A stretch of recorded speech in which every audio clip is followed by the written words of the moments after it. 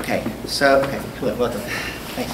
Like we did last time, let's just come up with a list of all the possible issues that would be implicated in playing sports on Shabbat, and then we'll see which of them are dealt with in the source packet and what we have to say about them. So what would be the issues of participating in, playing sports on Shabbat, and what exactly are we, sports is a pretty huge range. That includes, rugby and, ping pong. So I guess we may have to specify, right? Also, what we mean by sports. Okay, so what are some issues that we'd have to discuss when looking at sports on Shabbat? Ripping grass. What? Ripping grass. So ripping grass is a biblical violation of kotzer, right? If you intentionally cut grass because you want the grass, that would be a biblical violation of kotzer. Maybe if you unintentionally cut grass, that would be a lesser rabbinic violation or some lesser prohibition. But if it's known, if you're walking, if you have a cleats on or something, and you're walking in a grassy field, running in a grassy field, and you know for sure you'll tear up and uproot plants that are growing, that would be prohibited. Yes, okay. So tearing up the lawn. What else? Eruv, right? So if it's a sport that involves carrying a ball, like baseball, football, even basketball, even basketball. If you're not technically carrying. Traveling in basketball. No traveling, yeah, that's you could tell. You're really strict. You could play basketball shoot Rabbi, so no one can carry the ball. No. So Eruv issues also. If there's no Eruv, maybe, so that'd be issues of carrying a ball, so for ball sports. What else? If you cut yourself. If you injure yourself, good. Okay. Okay. Do you think there's just sports that are like so, I don't know, like the likelihood, right? If you cause bleeding, you can't, what? Yeah, Football. Anyone who plays football seriously, they end up with the likelihood of bleeding is so high that it should be forbidden because of the causing bleeding, causing a wound. Okay. I actually think that football, in that degree of seriousness of playing football, I think is forbidden any day of the week, because we now know that the sub-concussion brain injuries are cumulative, and that just about anyone who plays football seriously over time is doing brain damage to themselves. I think it's anything I'm going to say tonight. I'd say I think it's forbidden to play football. I think it's forbidden to watch football. Okay, I think that's right. It's like a bullfight. Yeah, okay, sure. or dog fight. All right, go with people. Yes. Sorry. Okay, that was my soapbox. I'll go back. I don't know how to place this in category, but I think we would generally refrain from exerting ourselves a lot on Shabbos. You wouldn't move on Shabbos even if you weren't touching. Great. So what about the exercise factors, exercise itself, or kind of the source packet on the table if you want. That'd be another. Yeah, good. Anything else? What else? Whole activity. Yeah, maybe it's like a weekday activity. Okay. It should be anything that the category so the weekday activities. It could be like you're surrounded by people who are engaged in their everyday affairs, and so you forget it's Shabbat, or it could be yourself are just so absorbed in this activity that you kind of lose sight of the distinctiveness of Shabbat. So that could also be, depending on what you do that could be an issue depending on how you're playing sport, what sport you're playing, or how you're doing it. What else? Anything else? This is a lot. It's pretty comprehensive. What else? Yeah? You're exerting yourself, you might be sweaty and want to take a shower. Good. Yeah, you're supposed to be clean on Shabbat. There are issues like showering on Shabbat is a problem because there's no way to heat hot water on Shabbat, and even if the water is already heated on Shabbat, we don't use generally we don't shower on Shabbat. So if you get yourself so dirty and sweaty that you want to shower, you would need to shower. That causes its own problem. So it's sort of like if you do shower, that's its own problem. If you don't shower when you should, that's right. Good. So getting dirty and sweaty. Yeah. What else? Anything on the positive side? What would you? I don't know. These are all concerns to be overcome or to grapple with. What would be a positive? What would be a positive counter argument, or not counter argument, but just a value on the other side? Some people really enjoy exercising, so to say that they have to sit on Shabbos and eat a lot of meals and stay still and not be able to go running or something could be difficult for some people. Right. Some people say don't exercise. They don't physically, without physical activity, people don't feel healthy. They're going to feel It's good. like more uncomfortable not to be exercising. More uncomfortable for some. Yeah, it's more stressful also. Maybe there's a communal aspect also that like this is how you spend the afternoon with the community and your Right, friends. maybe everyone gathering around for a game of ultimate frisbee or something in like the park is like that's when everyone friends see each other. That's when you exactly right. It could be a community bonding kind of thing. Yeah. Anything else? All right, that's good. All right. Let's look at some sources. I think we covered a lot. Okay, first source, this is sort of, this Gemara in Sanhedrin discusses also some sort of sports accident. Some people who are playing with some ball game and somebody gets killed. So that's discussed in Sanhedrin. Just here, just as an interesting example, that like people played with balls in the Talmudic time, and it was something that was discussed. What's the context of why we're talking about balls? Why are we talking about balls? You're not, meaning the Gemara there is talking about... The accidental killing cases. Yeah, meaning this is Sanhedrin. This chapter is discussing various crimes and punishments and penalties. So it describes situations where people get hurt. So one of them is it seems like a sports accident, a fatal sports accident, and just here as proof that ball games were known in the Talmud. Okay, source 2 describes a case in the Yerushalmi describes the city Tor Shimon. They used to maybe talat mavin de garvin.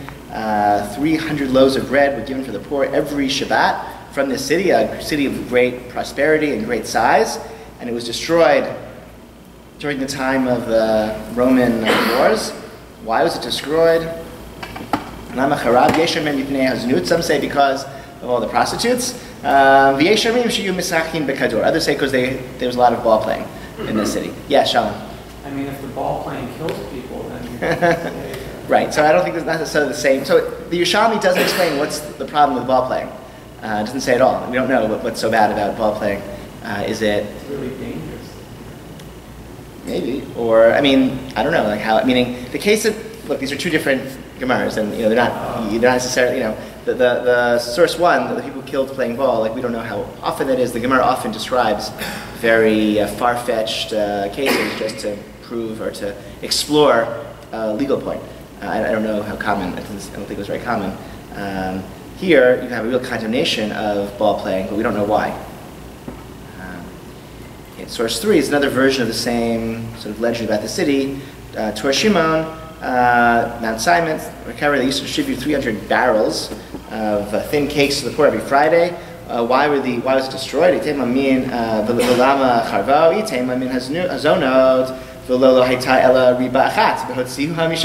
want to say it was because of the prostitutes, there actually was only one prostitute, and they sent her out of the city. They got rid of her. Okay, so that was not the problem with Tor Shimon.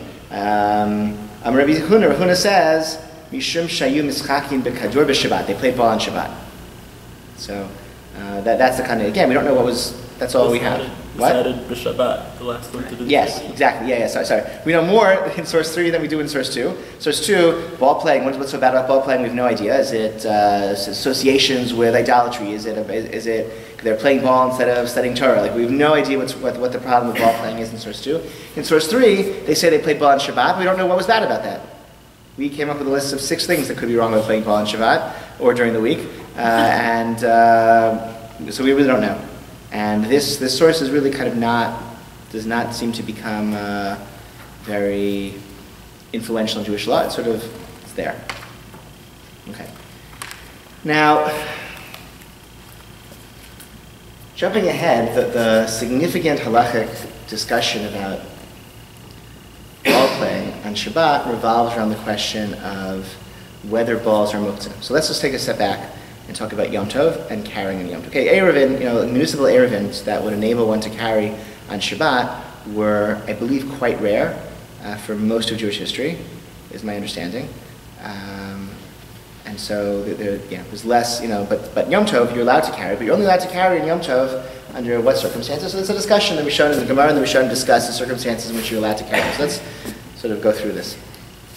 Torah says on Yom Tov you can't do, on Yom Tov, on Chag, all the things that are prohibited on Shabbat are also prohibited on Yom Tov, except for those things that are necessary for cooking and eating on Yom Tov. We're allowed to do on Yom Tov.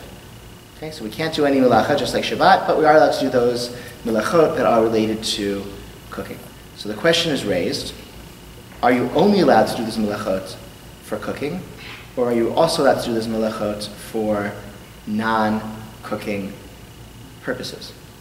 So, if I'm allowed to carry, if I'm allowed to transfer fire, if I'm allowed to heat water, boil water, for the sake of cooking, can I, which is clear, everyone agrees, can I also do those melachot for the sake of non-cooking?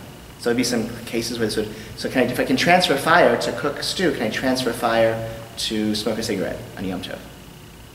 If I can boil water for cooking on Yom Tov, can I boil water to take a shower? Okay. So classically, the answer was yes to smoking and no to showers, because smoking is something that everyone enjoys, whereas regular showers is something that most people don't really enjoy. And this is what the most Because they don't like doing it, or they just don't? No one does it, and no, it's only like it's a rare person who enjoys a shower more than like once every couple of days. So that's unusual. The distinction is about the. So one of the distinctions, and I jumped ahead. One of the distinctions, it seems that we're allowed to do ochel nefesh melacha, do work that is ochel nefesh, cooking, carrying, transferring fire, if it is, even if it's not for a ochel nefesh eating purpose, but if it is for enjoyment of Yom Tov in a hana'ah hashaveh l'chol nefesh, if it's enjoyment that everyone equally appreciates. And since everybody appreciates smoking, who doesn't enjoy being in a room with somebody smoking a cigarette, whether or not you personally smoke or not, right? Therefore, you can smoke on Yom Tov. And since only a few individuals appreciate regular showers, showering is forbidden on Yom Tov. Okay? Needless to say, in recent decades, these topics have been revisited, and I think there are many, many contemporary poskim who say that showering on Yom Tov is permissible. Certainly, if not showering will cause you distress, because you don't have to just you walk the walk. I mean, like on whatever, it was Saturday, it was pretty hot, right? I mean, just walking slowly from shul to your house for lunch, you're pretty sweaty, right? So when Yom Tov starts, Saturday night, I think many people would appreciate the shower as a way to enjoy Yom Tov more. So heating water, boiling water to take a shower, that is classified in our, like enough people enjoy a shower that even though it's not for drinking tea or making soup, you can still heat water for showering. Whereas I think cigarette smoke is something that many people don't enjoy anymore. And so that would probably, even those who would enjoy it, it would be a forbidden biblical prohibition of transferring fire on Yom Tov for it's not an ochel nefesh purpose. Seems like it's been literally grandfathered and different generation. Right, right. Yeah, look, right. So look, you can try telling someone, yeah. Mm-hmm. I think what you were saying about football kind of carry over to smoking. Look, okay, yeah, this is going to take us far afield. I think you can make a strong argument that smoking is forbidden even during the week because of the damage it does to one's body, and people know that. And there are poskim who've discussed that. I think when people first became aware that smoking was really dangerous in the 60s, the poskim were tried to be lenient, and they didn't want to say it's like outright forbidden, but don't start smoking before you do, it's okay. They were more moderate. I think in recent years there's been a crackdown, but if you go to there's a general suspicion of science in segments of the Haredi community, which manifests itself in widespread smoking. So I don't know what to make of that, but it could just be it's a community that lags behind 20, it's like a 20, 30-year delay behind what's going on in the secular community, or it's something more nefarious, like it's just they tell it's unhealthy, but my grandfather did it and he was fine. So what do you know? Yes. I also think just about that the authority figures don't want to risk banning it. Yeah. And if nobody listens to them, it's so obvious that nobody's listening to them, that could be a serious. Yeah, there's also in halachic terms, the Gemara calls it ein goshen gezerah el she'ein hatzibur yachal lamod b'hen. We don't make rules that the community can't follow. So maybe this is for people who are addicted, it really is very, very hard to quit. So yeah, it's a different topic for a different time, but really I want to talk about Yom Tov. Okay, so we can do. It seems that what emerges is that we are allowed to do cooking, transferring fire. Right? Here's another one. You can light candles on Yom Tov. not for cooking, but for light, right? If the light is for Yom Tov light. So on Yom Tov Sheni, you can transfer fire from an existing fire to light your Yom Tov candles, not because you're using that fire to cook your meal, because you're using that fire for illumination. So if you want a good chumrah, if you already have light on in your dining room or living room, wherever you're lighting candles, why is it permissible to light Yom Tov candles in Yom Tov Sheni? What Yom Tov need is being fulfilled by lighting Yom Tov candles? You're not cooking with it, and you're not using it for light because the light from the candles pales in comparison to the light from your chandelier. But what is the Yom Tov need? So the answer is, well, there's a minhag to light candles in our homes on Yom Tov Sheni, and to observe that custom is sufficient Yom Tov need to light candles on Yom Tov Sheni. But I had a teacher who doesn't, in his home they don't light candles on Yom Tov Sheni. If there's light on in the room where they would always light it. Okay? But general rule, okay? If it's a Yom Tov need, we can do it. We can carry, cook, transfer fire if it's a Yom Tov need. If it's a need for after Yom Tov, we can't, right? You're not allowed to cook on Yom Tov for after Yom Tov, okay? Here's another interesting case. You can carry on Yom Tov if it's a Yom Tov need, Yom Tov need. Even if it's not a meal need, it's a Yom Tov need you can carry. So you can carry your keys on Yom Tov in your pocket because you need them to get home. What about when you go to shul mincha Yom Tov afternoon? Why can you carry what basis are you allowed to carry your keys with you? You're not going to need them until after Yom Tov. Well, then what are you supposed to do? Not leave? You use a Shabbos belt. I don't know. Have somebody at home, or I don't know. I don't know. That's an interesting question. Okay. What if there's a key on your keychain that you're not going to use? What if you're just carrying right? So these are all things that are discussed, okay? Inter alia, mix the discussion of things that we can carry on Yom Tov, things that we can't. What's muktzah on Yom Tov? Things that have no Yom Tov purpose. We're not supposed to carry rocks around on Yom Tov because they're muktzah. Things that have no purpose, that have no Yom Tov, no purpose whatsoever. We don't carry on Yom Tov. There are strict rules of muktzah for Yom Tov. So this discussion about balls, whether balls are muktzah or not.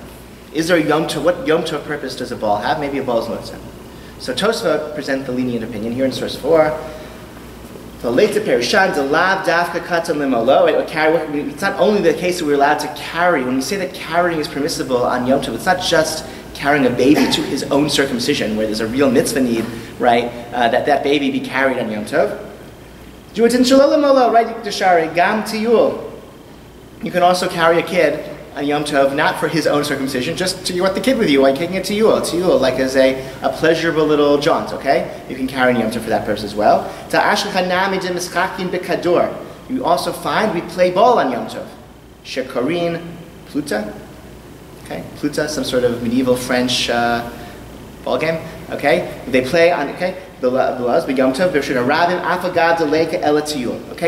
Tosfot tell us that there was a practice in medieval France of playing ball. They had I don't know what type of game it is, plota, okay? And they played it on Yom Tov, no mitzvah purpose whatsoever. It was just tiyul, which I would say as a relaxing outdoor activity. That's an enjoyable, pleasant outdoor activity. Tosfot say, this is the proof that carrying is permissible on Yom Tov, even if it's not for a mitzvah purpose, and it also seems to suggest that kadorim, that balls, are not muktzah. Okay, we're allowed to interact with them on Yom Tov. We're jumping way ahead. This is the Aruch HaShulchan. Okay, but just nice summary. Aruch HaShulchan is Rabbi Yechiel Michael Epstein. He died in the early 20th century. Wrote a very nice commentary on Jewish law. Let's sort of read through it a little slowly and figure out what he says. V'katav Rabbeinu Ramah, our master, the Ramah, Rav Moshe Isserles, the great Ashkenazi halachic authority, the one who is sort of the Ashkenazi gloss in the Shulchan Aruch. So he tells us what is our Ashkenazi practice. On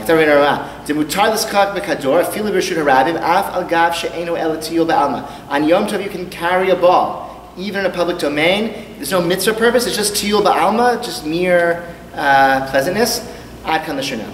That's what he writes. V'yesh mitra'amim al zeh she'ein zeh simcha v'tiyul rak l'ktanim v'lo l'gedolim. And there are those who object and say it's not, who enjoys ball playing on only kids. That's not an activity for a grown-up. V'lemet, ein zeh tar omot dekevan shechalviv alav. Lefi dato, hashvela, eich na mimenu. period, okay? And he said, look, what am I going to say? Like, this undeveloped, this guy has undeveloped religious consciousness. This poor fellow, for him, he doesn't know that, real joy is studying Torah and singing Zmirot. He thinks it's playing ball. So, okay, but he enjoys it. So, nonetheless, doesn't matter. You can't stop him from doing something he enjoys. ועוד כתב, דאם הניח עירוב מותר לטל ולהוציא כל שיש לו תורת כלי, אף על פי שאינן לצורך היום כלל, עד כאן לשנה. Furthermore, if there's an Eruv, then on Yom Tov you can carry anything just like on Shabbat, as long as it's a kli, as long as it's not muktzah. Muktzah still applies. You can't carry, even with an Eruv, you can't carry a stick or a rock or something that's not a kli, not a fashioned tool, right? Just a, yeah? So why does he mention at the beginning that you're allowed to play it for Shukar and Beit? On Yom Tov. Either it's muktzah or it's not. It's muktzah. No, it's a ball. The ball is not muktzah. Meaning, why is Shukar even relevant there? I'm trying to see if the ball is muktzah or not. No, he's saying, don't tell me that it's only for children. Meaning, I think he's refuting the argument that it's between children and adults, because if it's, maybe the reason why, he's responding to an earlier argument of Maharshal, who suggests that maybe this lenient position is only for kids. Like we skipped over 1,000 years or 500 years of halachic debate about, or questioning and pushing back of whether or not, how confident are we that it's not muktzah? And so maybe the distinction is children. It's muktzah for adults, but not for children. And he's rejecting that by saying, look, if it's a kli, you can just carry it. So that's not the distinction. Does that make sense? No, you don't see it? I think in the first two lines, he's saying you're allowed to play with Kadura, feel Rishud Harabi. Yeah. But I guess I'm like... So some objectives say maybe only kids, maybe not really. And so he's saying... No, I think I'm confused about the intersection of muktzah and carrying with or without an eruv. Right. They are... Right, correct. The muktzah piece, correct. Right. It's not the muktzah piece, it's the... Here's the piece. You're right. It's the carrying is permissible, the tzorech Yom Tov. And so what's the tzorech Yom Tov, right? If there's an Eruv, you can carry for whatever reason you want. If there's no Eruv, you can carry the tzorech Yom Tov for a Yom Tov purpose. But what's so we're not talking about muktzah at all here, we're just talking about carrying. So what, right, okay exactly, yes, exactly. Right. Even with an Eruv, you still can't carry muktzah. With an Eruv, you can carry for any purpose. And so the question is, what is a Yom Tov purpose? So for a kid to play ball, obviously that's a Yom Tov purpose. He's a kid, he's not chayav mitzvah anyway. There's no mitzvah obligations anyway. That's what kids do. But for an adult to play a kid's game, is that a Yom Tov purpose? So we're saying it is. He wants to play, maybe it's a sign of his boorishness, but he wants to play ball, that's a Yom Tov need for him. So it's not a violation of Yom Tov to carry that ball. All right. Okay. Thank you for helping me clarify. Okay. Zelo adif Yom Tov mishabat aval below erev afilu michatzer lachatzer asor shelo letzorech klal.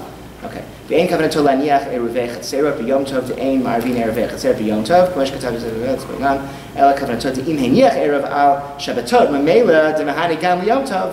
Right? It's not saying you make an erev for Yom Tov. We don't do that. Your neighborhood has an erev like ours does. It's there on Shabbat. It's there on Yom Tov as well. V'ui haya l'chol yirei shemayim laniach erev b'Yom Tov k'mo b'Shabbat ela she'ein l'shnon l'minhag v'kol makom nachon she'manichin erev. Fine. This is going off on a tangent. Okay. Point is, the Aruch HaShulchan endorses the position of the Ramah that playing ball is a sufficient Yom Tov purpose to override concerns of carrying. He doesn't say you shouldn't be involved in sports at all. You shouldn't be running around. You shouldn't be doing this. Therefore, right? Only he says he's not endorsing. He's not saying this is the ideal way to spend your time. He's saying if you want to do it, that's a Yom Tov purpose, and so it overrides any concerns we have about only being allowed to carry on Yom Tov for a Yom Tov purpose. Now, again, if there's an Eruv, then that doesn't even. Then we don't even have to concern ourselves with that. So the Aruch HaShulchan, following the Ramah, following the Tosfot, this is like a line of Ashkenazi giants, all seem to say there's no, they're all operating within the world of ball playing on Shabbat seems fine. Does that seem a fair reading? It's a selective reading, but is that fair? Yes, Shalom. What do you mean a Yom Tov purpose? Just because he wants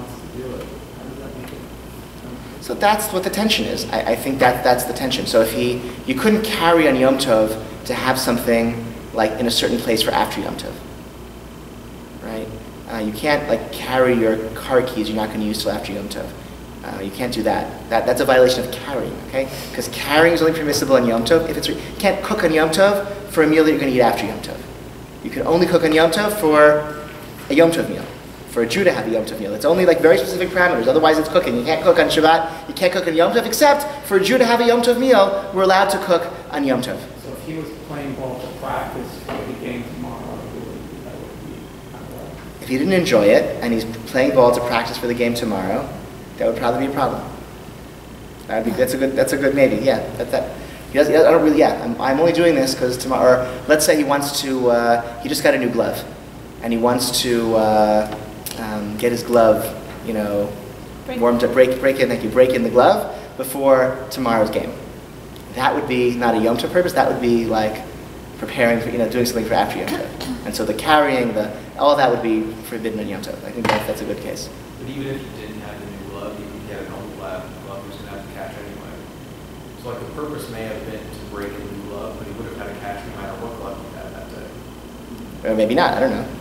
Maybe not this guy. That's right. This guy wouldn't. He'd rather take a nap. He'd rather be in the base Midrash and go to the afternoon shir. But he has a game tomorrow and he has to break in his glove, so he's going to be throwing the ball back and forth. That's not a Yom Tov purpose. That's throwing.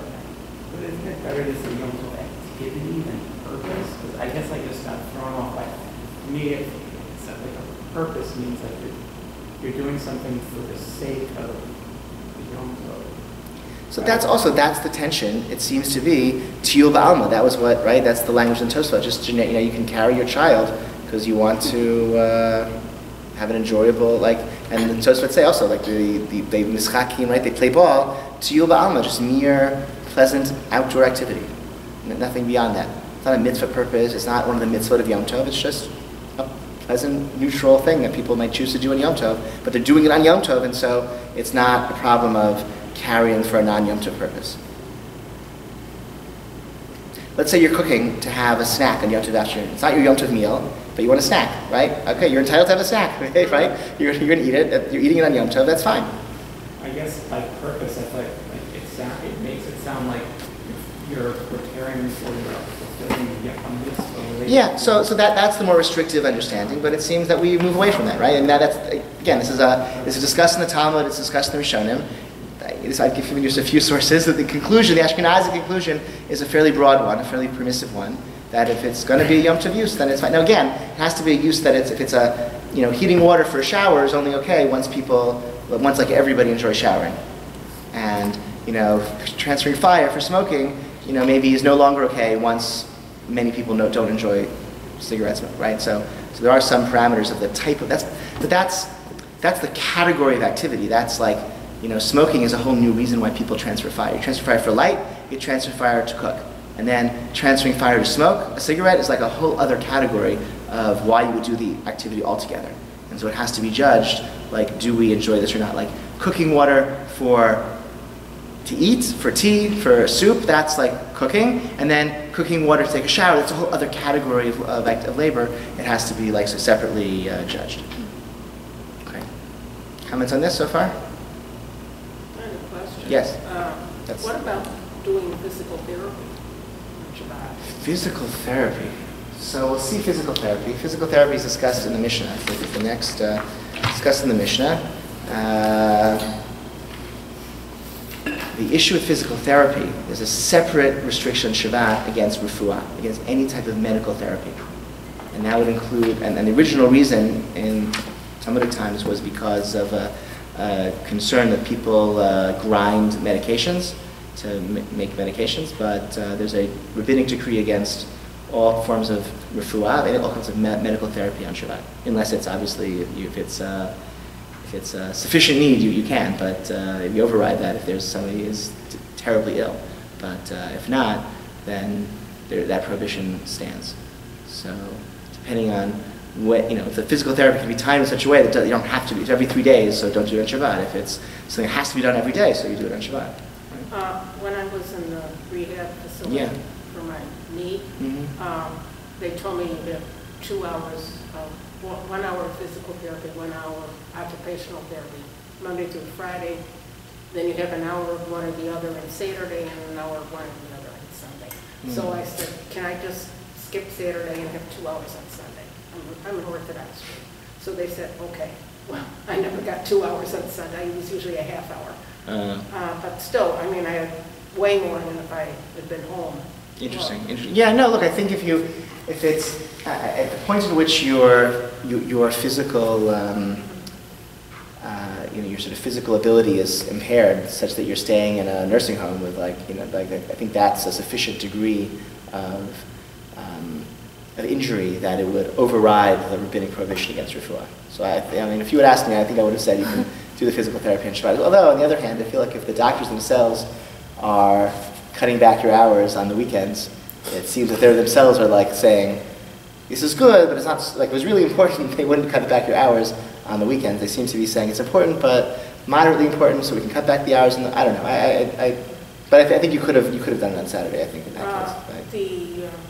The physical therapist that did my evaluation said, well, he had a rabbi who said, okay, I'll just do exercise, but no machines. Oh. So, okay. Can you say just no machines, no balls, just exercises?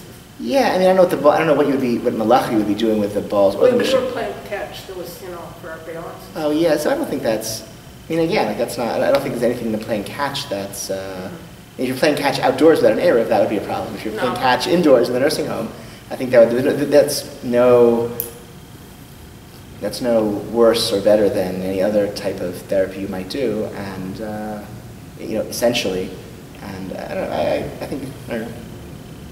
You shouldn't have to go back there, but if you know anyone who does, they should call me. I got a choice the next time. Because, right. You got to follow our rules. Yeah, and I think, and in general, I think we have a strong emphasis on health and doing things to keep yourself healthy. I don't know that this would be an issue, but somebody who just enjoys a massage once in a while, that would be a problem. If they're doing it because it's like, I have a thing in my back, I'm gonna, I could wait till Monday, but could wait till Sunday, but I have this thing in my back. It's kind of that I think should not be treated on Shabbat. That's refuah. And that's discussed in the Mishnah. The Mishnah seems to talk about that. But let's, okay, in about 15 years ago, Saul Berman, published, there was an organization called ASBI, which was a modern Orthodox think tank advocacy organization that was, I guess, founded in the late 90s. Has anyone heard of it? Is this like ancient history? Anyone know anything? No? No one here knows? Okay, that's, okay. I feel kind of old, and that's okay. So in the 1990s, late 90s, there was this organization called ASBI. They had massive conferences in major hotels in Manhattan that hundreds of people went, old people and young people and college students, and they had sessions, for 2 days on all sorts of topics in the modern Orthodox panoply of issues and topics, and panel discussions and shiurim and workshops, and people sold books and all this stuff. Okay, that was ASBI. It was like this, modern Orthodoxy. It was going to be this move to reclaim modern Orthodoxy. It was like this, and Rabbi Saul Berman. You heard of him, maybe? Yeah. Okay. So he was here last year. Rabbi Saul Berman was the founder and the main figure behind ASBI. It was a lot of controversy. The Rosh Yeshiva got very grumpy and angry about it. There's a famous letter that Lichtenstein wrote about it, and some of the others said very bad things about it, and it was a whole tumult in the 90s. Okay, so they also this is okay. This is your history. Okay, but so they also they published a journal, and the journal existed for a number of years. Eventually, when ASBI closed down. Eventually, the funding for these massive conferences, they couldn't maintain that. So they had smaller conferences after the first couple of years. And they still have a website, which has a nice bibliography and good resources. And the journal was taken over by YCT. And they changed the name from the ASBI Journal to Me'orot. So the Me'orot, as a journal, continued for another bunch of years. Now nobody reads journals anymore. I don't know that they're publishing it still. I think they stopped some years ago, but it was the ASBI Journal for some years, and then it became Me'orot, which published also several years worth of really nice quality Torah journal, scholarship, Torah stuff, good stuff. So the very first article in the very first edition of the ASBI Journal was an article by Saul Berman on playing ball on Shabbat and Yom Tov. Okay, so interesting article to read. He sort of, after summarizing the sources that we've seen and some others, he writes as follows. This is sort of interesting, also because we've discussed this dynamic as well, which is why I thought I brought this paragraph. Most interesting, however, is to observe the progression of 3 versions of the language of Rabbi Neuwirth in Shmirat Shabbat Halakhot, okay, which is a book that we've talked about before, okay, and the different versions. In the first edition, published in 1964, he states, ball playing, except for the game of soccer, involves no prohibition, even outside of the house, in a place where there is an Eruv, as the law is likewise in regard to the game of table tennis. Why is soccer so bad? What's wrong with soccer? Grass. What? Grass. Because you have cleats and you're tearing up the grass. Good, okay. Next. In the second, revised and expanded edition, published in 1978, the language is slightly more tentative. Ball playing should not be declared prohibited, except for the game of soccer, even outside of the house in a place where there is an Eruv. So the difference, so it's involves no prohibition and should not be declared to be prohibited. Okay? It's a little bit more, it's a shift, right? Subtle, but definite. Okay? An English translation of the second edition, done, quote, in close collaboration with the author, and including, quote, modifications as are felt to be appropriate for an English edition, was published in 1984. It expands the paragraph by including the constraints, both directly and by cross-reference. Here it is. A, subject to the restrictions referred to in paragraph 7, 8, and 9 below, there is no reason to forbid ball games played on a hard surface, such as an asphalt or concrete court or a ping pong table, whether indoors or out, provided that, where necessary, an Eruv Chatzerot has been made properly as described in chapter 17. Ball games should not be played in earth or grass. Again, okay. The subtle but clear progression in these 3 presentations, moving from involves no prohibition to should not be prohibited to there is no reason to forbid, conjoined with detailed restrictive specifications, is indicative of a growing sense of discomfort with the permissive position. Nevertheless, Rabbi Neuwirth does not attempt to deny the clarity of the tradition of Psak Halakha and the Ashkenazi tradition. The call to limit ball playing on Shabbat and Yom Tov does not then derive from a valid place in the literature of Halakha. Where then does it come from? Why has it been so recurrent? Further, what response ought to be made to this concern? To deal with these questions, we need to turn to an entirely separate discussion of the spiritual condition of our community. He then goes on to argue that it's sort of policy concerns about, not policy concerns, sort of spirit of Shabbat concerns that animate the restrictive ethos.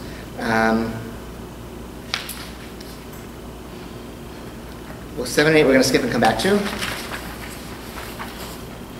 He concludes, this is also source 9, Rabbi Berman again, I believe that we as a community have a problem in regard to the use of time on Shabbat. We seem to have evolved only 3 activities through which we positively and effectively enhance the holiness of the day. First, davening time, second, meal time, and third, learning time.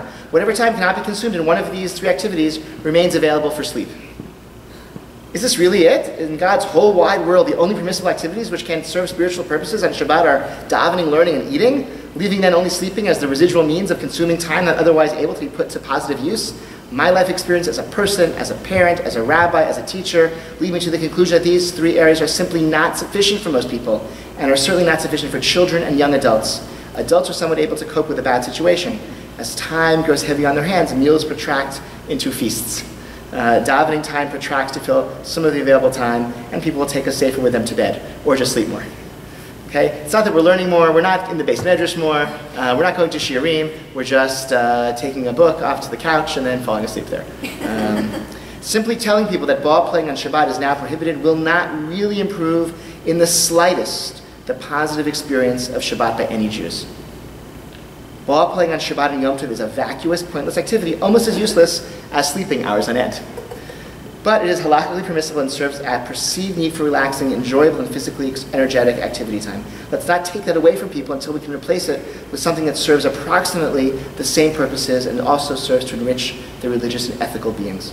Okay? So as I read this, I thought he was saying, look, in our community we have a real failure of like what Shabbat is about. We end up, all we do is we eat, we come to shul, we eat a huge meal, maybe 2, like we have a huge meal at Kiddush and a second huge meal at home, and then we take a nap until it's time to come to shul again. And that's all we're doing. We're not really, like we're not filling the day with like spiritually, ethically uplifting activities. And so if people are just going to nap, like a friendly game of catch or frisbee game or basketball, shooting, like a friendly basketball game, that's not any worse than taking a nap. So I read that not as an endorsement of the ball playing. I read this, I remember, when it first was published, as a as a condemnation of sort of what Shabbat, what the alternative was. And like there are other things, like, there are shuls where, Shabbat afternoon, an hour after everyone's done with lunch, they meet back at shul and they all go to the local hospital and they visit patients there, right? There are many, many communities where that's like a thing. Like there's a bigger, it's announced every Shabbat, right? At 3 p.m., bigger cholim group will meet in front of the shul, will go visit patients at the local hospital. That's a common thing, right? But that's not sleeping, it's not eating, right? But it's ethically and fills the time in an ethically positive way, in a sanctified way, etc. There are communities where it's not the shiur, but maybe it's a parent and child, kind of, learning and treats kind of thing where they learn to get, we've done that here a little bit this past year with some success, and there are other communities where that's like hundreds of people come Shabbat afternoon for events like that. So I read it as like he's not endorsing the ball playing, but it wasn't taken that way, and there was a couple of important critiques of his article, and then I want to have time to sort of share some concluding thoughts. So we have 14 minutes for that, but AJ, yes. Two quick questions. What's the problem with playing on earth? I think Earth would be making a groove in the earth. If you have cleats on, and you're making a big furrow in the ground when you walk in it. Depending on how hard the earth is and whether you don't have cleats, and it's it might not I don't know. I mean, if you play ultimate frisbee on the grass, I don't think you're going to be tearing up grass, as opposed to soccer with cleats. And right, I think that may depend on the substrate and on what shoes you're wearing and what game you're playing. Yeah. It's funny to make that assumption in response to Rabbi Neuwirth's comments, where I don't think his clientele are wearing cleats to play soccer. I don't know. I don't know. I mean, soccer's really big in Israel, and the soccer games on Shabbat afternoon are also really big, and the players wear cleats for sure. I don't know. So I'm not sure. I don't know. I'm not sure what he's. I'm not sure. Ava? Yeah. Well, I was thinking this isn't the prohibition more against cleats than the game itself. Right. Okay. Right. Well, if you're playing indoors in an indoor gym, that would certainly be fine. If you're not playing so I don't know. I mean, I think maybe it could be like a reality, just like a question of what is the likelihood that there are a lot of activities that are, if you, using a soft brush or a hard brush or a comb to go through your hair, if it's for sure a hair is going to be pulled out, then it's forbidden. If it's most likely a hair won't be pulled out, but maybe one will be, then it's permissible under certain, right? So that would be, there's a very, same with other things there is a threshold of probability that in which we become more restrictive. Yeah. Is Rabbi Solomon's response, is he assuming that people will definitely not be reading magazines or reading books that may or may not be considered Shabbat activities? Oh yeah, I don't know. Meaning why? What about reading trashy magazines? Why is that? Yeah, why is that not part of the equation? Yeah, I don't know. I mean, look, I think some. You can't include it. I don't know. Yeah. I don't know. I mean, look, I've gone through phases and the things that how restrictive I've been in my reading material on Shabbat, and yeah, I don't know. Let's read some responses. So the Adara General published 2 responses, and I quoted them at great length, so you can read them also at great length. You can also find all of this is online. You can find all of these. The original and the responses are all. It'll take you 15 seconds of Google to find them if you want to read all of them. Terry Nevetsky, he's a fellow from Teaneck. I don't think I've ever met him, but I think whatever. I have some connections with him. So he sort of feels that Ray Berman is forgetting this whole issue of Shabbat, of Shabbaton, of spirit of Shabbat. The Ramban in Leviticus 23, verse 24 says, and the Torah says that Shabbat should be a Shabbaton, a day of rest. The Ramban says, Nachmanides, there's a biblical commandment that Shabbat should be a restful, tranquil day, and that obligation transcends the specific 39 Melachot. And so we have 39 Melachot, but beyond that, the day should be sacred and restful and tranquil. And so even schlepping furniture up and down the stairs in your home is not a violation of carrying on Shabbat because you're carrying in a private domain, but it's toilsome and not restful, and so it's not Shabbat appropriate. There's a positive obligation for the day to be tranquil, and he feels why is he leaving that out? Why is he leaving that out?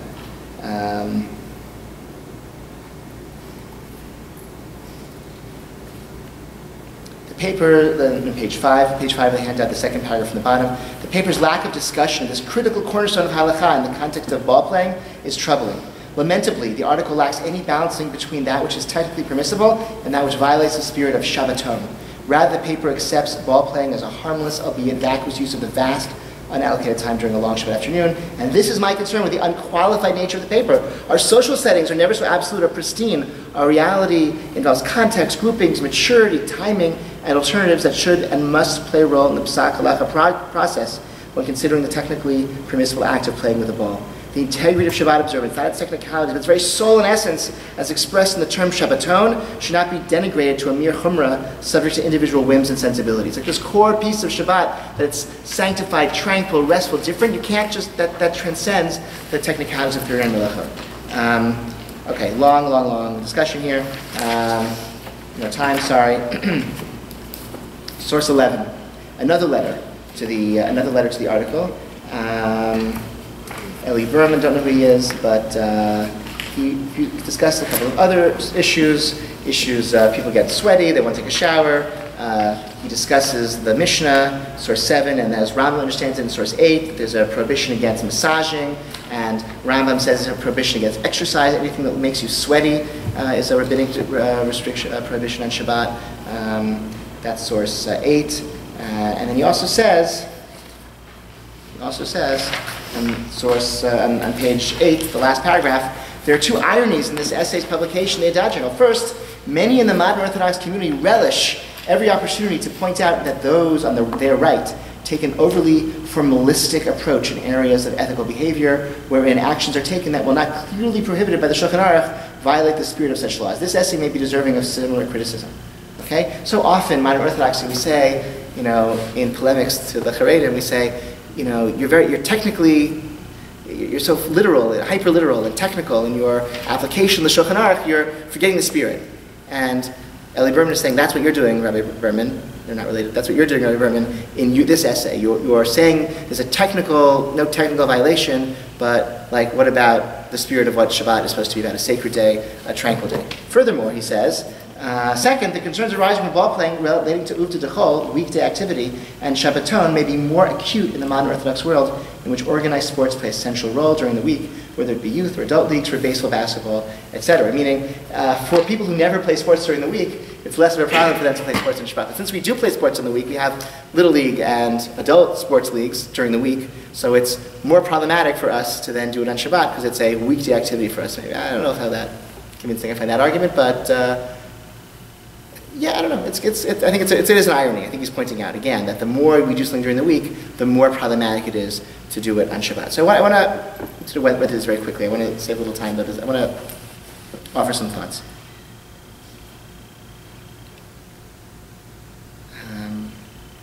Well, actually, before I say what Mincha is until 8:15. I'm not going to take all that time, but I'm going to go maybe 4 minutes or so past 8. That's okay. So, any thoughts, reactions before I want to share? I will share my own perspective or some perspectives, but any reactions to what we've seen so far? I apologize again. It's kind of rushed. Yeah, Tali.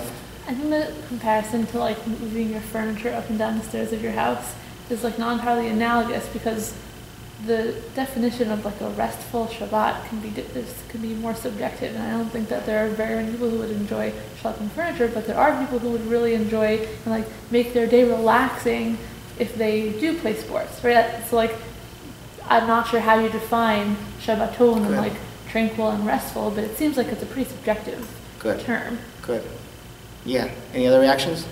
AJ? Well, I think in response to that, I think maybe for 99% of people, moving heavy furniture around the house is not something that they enjoy doing. But if someone, really wanted their living room to have a certain couch in it, and that would, they really want to read on that couch, next to the sunlight, next to the window on the side, that's something that they would want to do during Shabbat. Some people would really want to run 10 miles every day. I personally wouldn't, but that would really make their day, important. So you're saying, just as we don't move furniture, schlep furniture, because that's just not what Shabbat is about, even though there might be a person who wants it there, so too, if the day is not about strenuous physical activity, then even if you enjoy that, Mr. Crazy Person, we're not going to let you. Or so what, if you enjoy it, that's not what this day is about. I think it's harder to make definite statements about like this isn't for Shabbat because it's overexerting yourself. Because it's overexertion of something. I think that was my point. John? I was very like defensive reading the Sal Berman thing about like these 3 activities comprise our whole Shabbos, and like he makes a really good point, and it, like makes this conversation. You felt guilty reading it. Yeah, it makes like this conversation feel like void. Like like why am I even asking this question? Like it should be like doing something a little more spiritually constructive. Okay, all right. Okay, fine. You can tell him that. Yeah, Madeline. Moving furniture. What if you have additional guests and you have to take cherries from the basement? Yes, you can. I mean, that is indeed permissible. I think that is permissible. I think the level of exertion is maybe minimal to that. You wouldn't want to spend like hours doing that, and you wouldn't want to do it to the extent that you're building up a sweat. I think that would be a warning sign that maybe like something's going wrong. If you're like schwitzing as you're like lugging, the chairs up from the basement, like maybe that should be avoided on Shabbat. The Gemara also talks about, that we're supposed to walk differently on Shabbat and dress different clothes on Shabbat. There's a dignity of Shabbat. It's, it's in the song, Halakhot, just to walk in a slow, tranquil way. Have you ever been to like a Haredi neighborhood on Shabbat in Israel?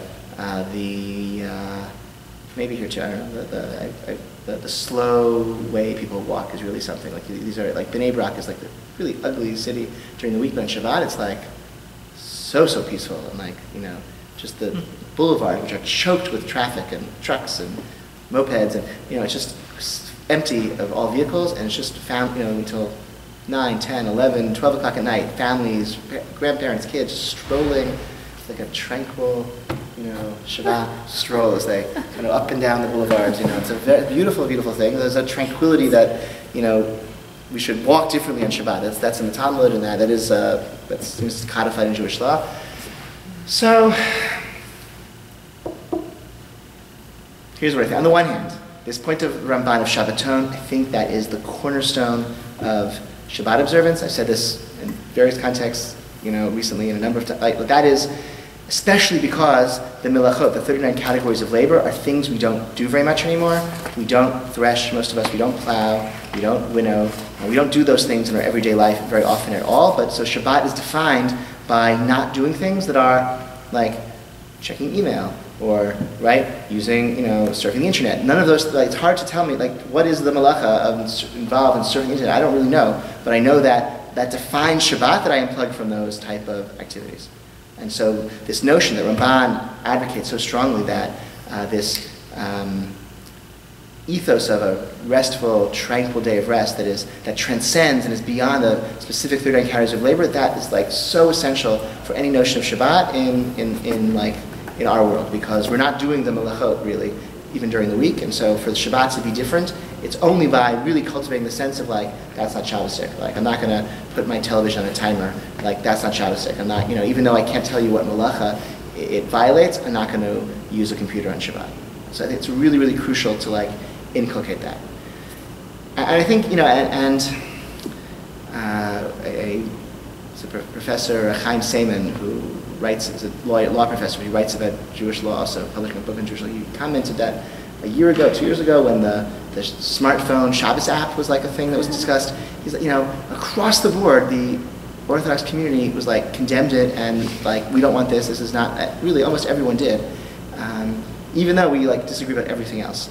And he thought that was because Shabbat works for us. We know what Shabbat should look like. We have a sense of what it's about, and we know this, smartphones do not fit into our vision of Shabbat. But when it comes to gender, we don't know what it means to be a Jewish woman in the 21st century. We have conflicting visions of what that means, and so we fight about that and argue about that. But Shabbat, we know what that looks like. So on that side of things, really emphasizing this Ramban, the Shabbaton of the restful, tranquil day that's not about being schwitzy, that's about wearing nice clothes throughout the day, and that dignified, slow, restful atmosphere just throughout the day, so important. On the other hand, there has to be space for subjectivity, and there's a risk of taking one person or one culture's sense of dignity and joy and relaxation, and imposing it on people who have just different visions and different personalities of what is recreation and relaxation for them. Soloveitchik felt that it was forbidden, not forbidden, but like really improper for a man not to wear a jacket on Shabbat. To the extent that he told a student, like, don't come to, like, he lived like far away from where the shir was, and so he said, don't come, but it's better you shouldn't come to the shir than you have to walk to the shir. Like, you leave the jacket in shul, and then go home without the jacket, and then come back to shul without the jacket, and then put the jacket on when he gets to shul. What if it's cold? No, it's a hot day. No, not cold. In other words, he wanted to do this. That's why he was asking Soloveitchik whether this was appropriate. Oh, I see. And Soloveitchik said it was not appropriate to be seen on Shabbat without a jacket. Like, that's not, like, the dignity of Shabbat is not about being in shul, it's about the presence of Shabbat itself. So, there's something kind of beautiful about that idea of, like, Shabbat has its dignity that descends in the whole world, no matter what you're doing, where you are. Like, Shabbat is around us, it's a presence, we should be dressing nicely. And I wear formal clothes all Shabbat. Even, in the playground with my kid, I wear formal clothes, but I don't wear my jacket. So that to me seems extreme. So there has to be space for subjectivity. So I think rather than like categorical, permissible, forbidden, I think like it's really about like a conversation, like what is, so let's make sure there's no violations, that's like you're not playing on grass that's going to be torn up or on dirt that's going to be, like grooves are going to be made, no cleats, etc., or the type of rough playing that's going to tear up the ground. Let's sort of make sure that the prohibitions are taken into account. Let's make sure there's no football ever, okay? And then it's a question of like, what's the alternative for you? Like, is this taking you away from a shiur, or is this taking you away from a nap? Okay? Is this a friendly, like, are you very competitive and like get really aggressive when you're playing? Or is this like a friendly getting together with friends where everyone's happy, no one really keeps score, you're not paying attention to that, and no one gets too sweaty, you're just, you hit some balls, or you shoot some hoops, and then everyone, goes inside and has a snack. Like, in other words, like what's the ethos, what's the environment? And how do you feel about it? Like, does it feel, does it take you, does it feel inconsistent with the rest of the day, or does it feel consistent with the rest of the day? And I think different people are going to have different answers to that. I think different communities are going to have different answers to that type of question.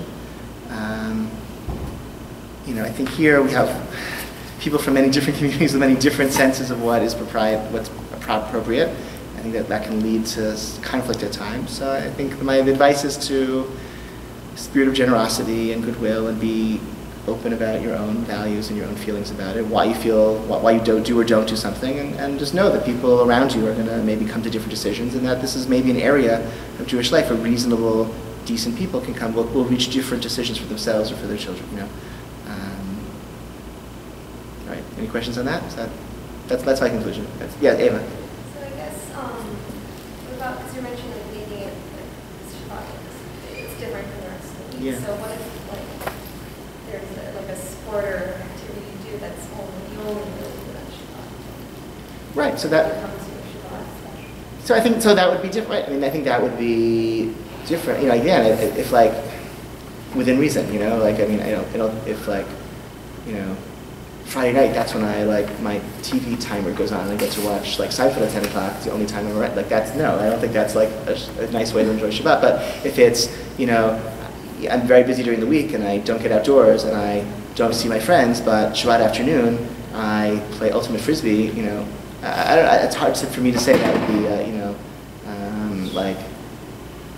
it's hard for me to summon any like real condemnation for that, but I also understand that, I don't know, I personally, I don't think I'm not sure I would do that, but I also understand that somebody else would do that, and I don't think I would condemn that. If for that person's life, that sort of seems like a reasonable way to make the day special and enjoyable, and doesn't violate the technical violations. You don't get too sweaty, you're not pushing yourself to the max physically, you're not too competitive or aggressive, you still make it back to shul for mincha, right, etc. Okay. All right, thank you very much. Next week, I'm not here, I'm here, but next week the shiur is Shira Sapir from the Women's Halakhot Leadership Program at Midrash Lindenbaum. And the week after that, I'm teaching about Kashu, part 2. But you don't have to have been to part 1. You can watch it online, but you don't have to. It won't assume any prereqs. Okay, thank you so much. And please stick around for Mincha. We'll begin in another 10 minutes or so. Is anything